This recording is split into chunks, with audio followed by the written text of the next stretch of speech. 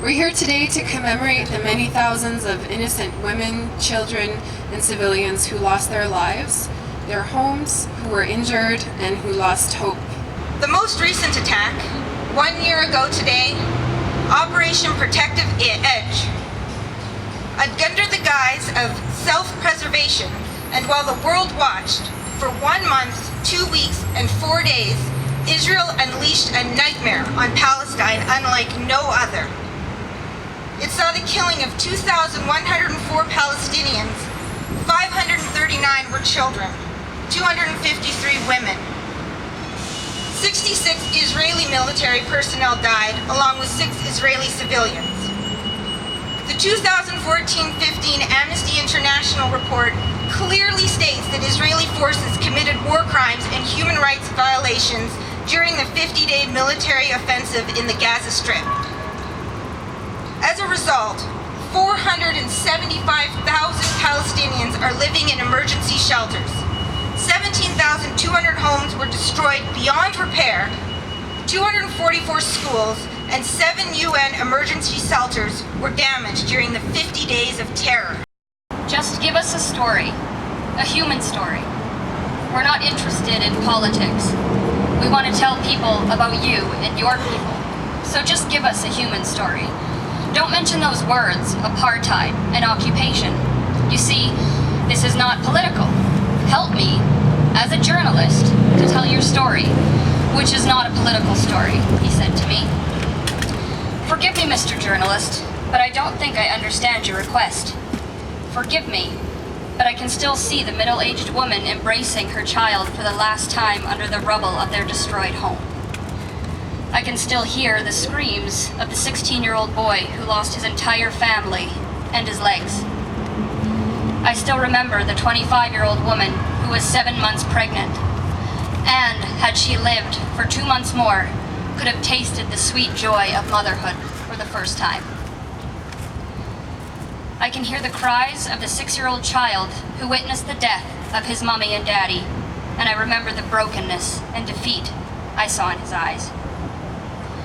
I can still see the wounded flooding the corridors of the only 2 big hospitals in Gaza.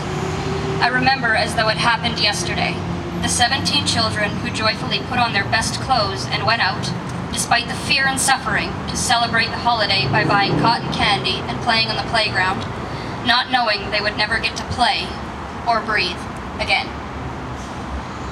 I remember the entire families who were removed from government records because no one was left to carry their name.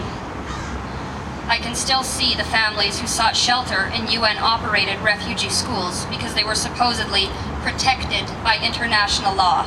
No one can touch them here, yet their safe haven became their graveyards.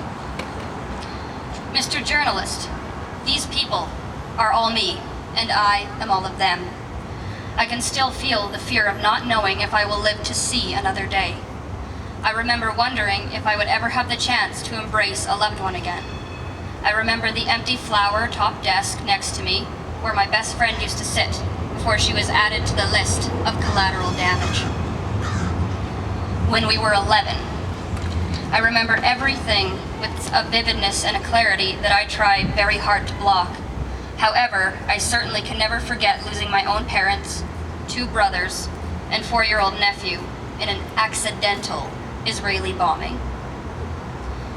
These people are not numbers. They are human, and I know every single one of them personally because I am one of them. How can I tell you about the death, the poverty, the destroyed infrastructure, the lack of medication, the strip searches, the humiliation, and the human rights violations, and the loss of land and identity without adding that all of these upheavals are the product of colonial powers? How can I describe an occupied people without describing an occupier? Mr. Journalist, I do not believe I understand your request, but I do believe that personal is political.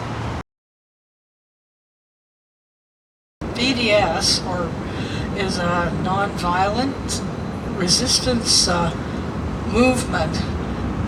This is the 10th year that it has been going, and it was at the request. I want to be very clear to anybody who has any doubts.